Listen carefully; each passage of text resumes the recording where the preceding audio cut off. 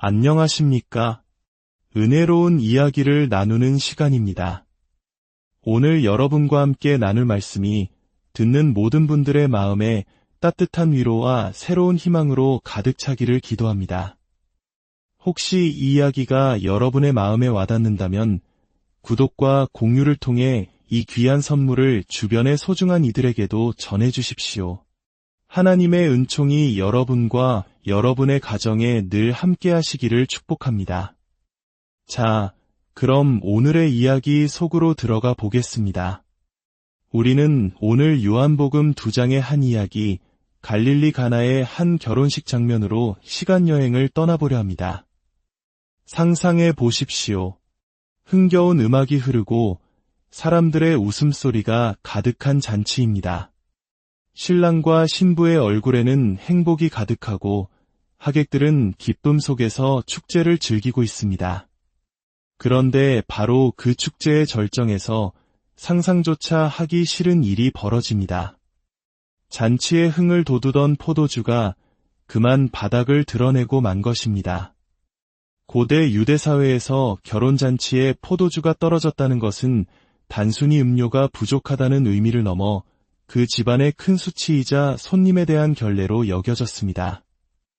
즐거워야 할 축제가 순식간에 당혹감과 좌절의 현장으로 변할 위기에 처한 것입니다. 바로 그때 그곳에 계셨던 예수님의 어머니 마리아가 조용히 아들에게 다가가 말합니다. 애아, 포도주가 떨어졌구나. 이것이 오늘 우리 이야기의 시작점입니다. 요한복음은 앞으로 이어질 몇 개의 장을 통해 하나의 깊고도 중요한 진리를 우리에게 가르쳐줍니다. 그것은 바로 옛것은 지나갔으니 보라 새것이 되었도다 라는 메시지입니다. 오늘은 그 첫 번째 이야기, 낡은 정결 예식의 물이 어떻게 새로운 생명의 포도주로 변화되는지를 함께 목격하게 될 것입니다. 첫째, 우리는 그리스도 안에서 완전히 새로운 관계의 본질을 발견하게 됩니다. 포도주가 떨어졌다는 어머니의 말에 예수님은 이렇게 대답하십니다. 여자여, 그것이 나와 무슨 상관이 있나이까? 내 때가 아직 이르지 아니하였나이다. 처음 이 구절을 들으면 많은 한국인들이 고개를 갸웃거릴 것입니다. 어떻게 어머니에게 여자여라고 부를 수 있을까?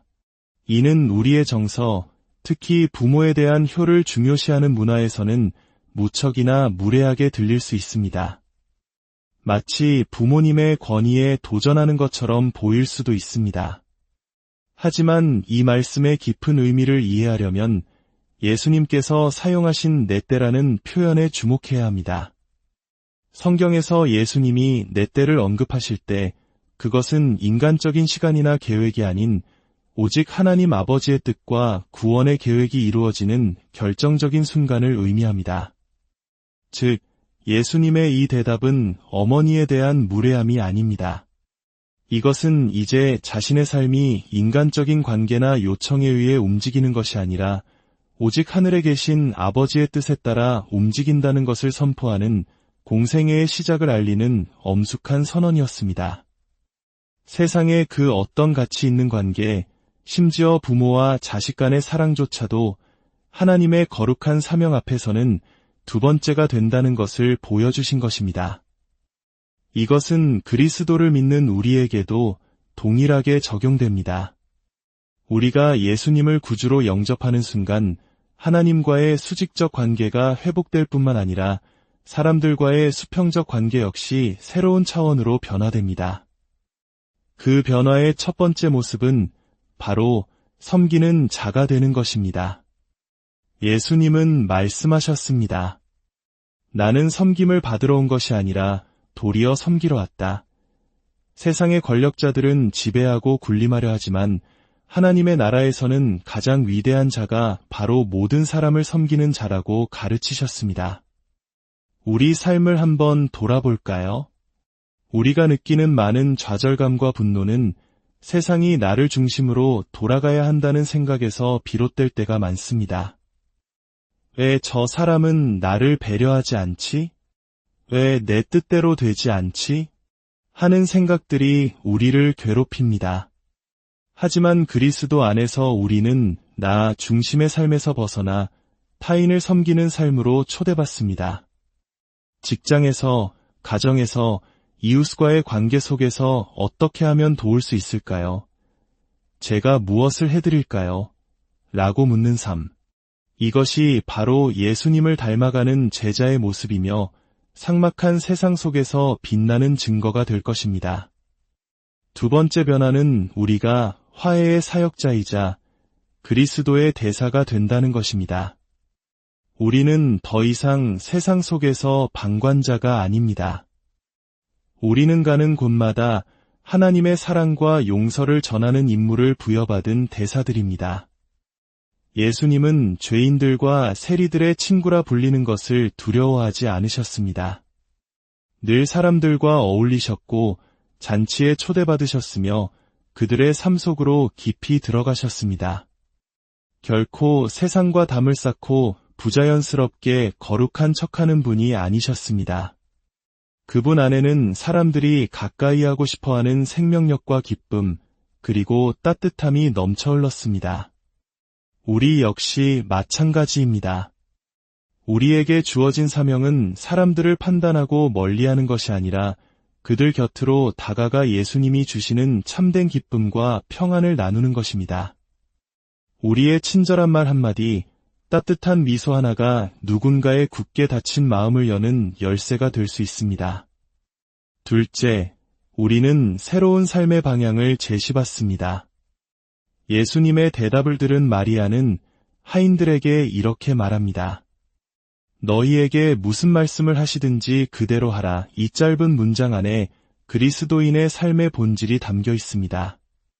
그가 말씀하시는 대로 행하는 것, 이것이 우리의 새로운 삶의 방향입니다.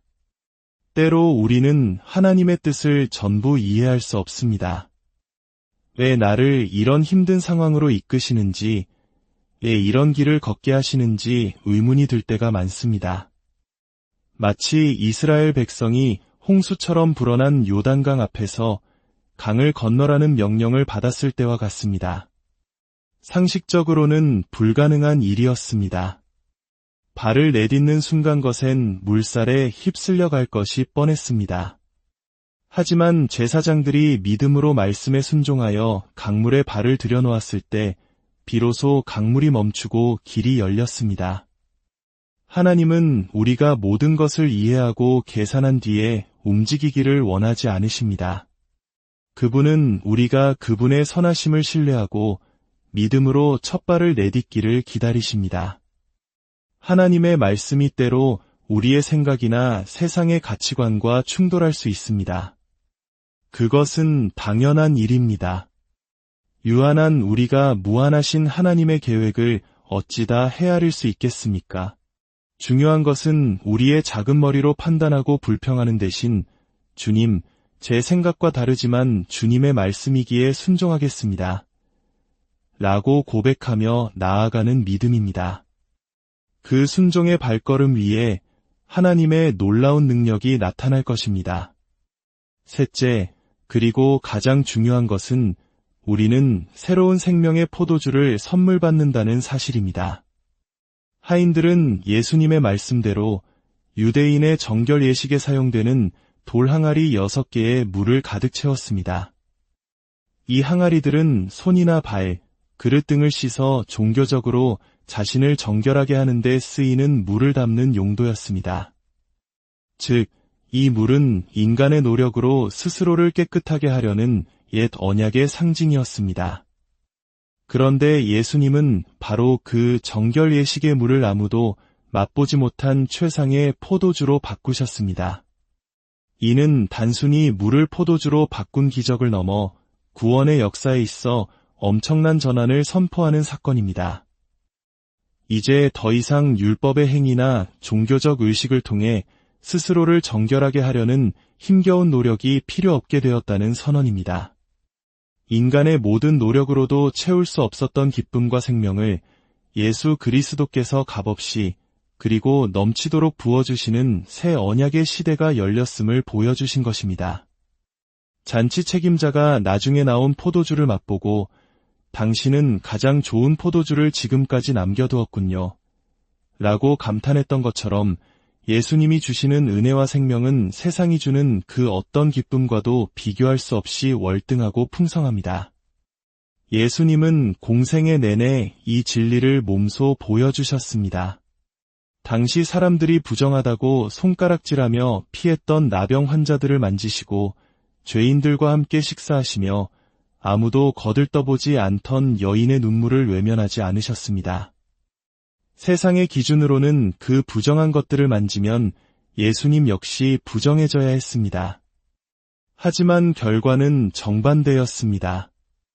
예수님의 거룩함이 그들의 부정함을 덮고 그들을 깨끗하게 치유하셨습니다.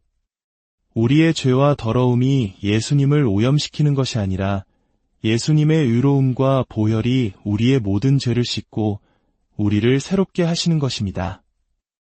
혹시 지금 과거의 실수나 실패의 기억 때문에 죄책감과 수치심에 갇혀 계신 분이 있습니까? 스스로가 너무 더럽고 자격 없다고 느끼며 고통받고 계십니까? 오늘 이 말씀을 기억하십시오. 예수님께서 당신을 만지시면 당신은 정결하게 됩니다. 100% 그리고 영원히 깨끗하게 됩니다. 낡고 공허한 정결 예식의 물동이는 이제 가득 찼습니다. 주님은 그 자리에 기쁨과 환희, 그리고 생명이 넘치는 새로운 포도주를 채워주십니다. 만약 당신이 지금 당신의 삶에 지쳐 있다면, 더 이상 나아갈 힘이 없다고 느낀다면, 오히려 하나님께 감사하십시오. 그것은 끝이 아니라 새로운 시작의 신호이기 때문입니다. 내 힘과 내 노력이 바닥나는 그 지점에서 비로소 하나님의 은혜가 부어지기 시작합니다. 낡은 자아가 죽고 그리스도 안에서 새로운 피조물로 다시 태어나는 놀라운 경험을 하게 될 것입니다.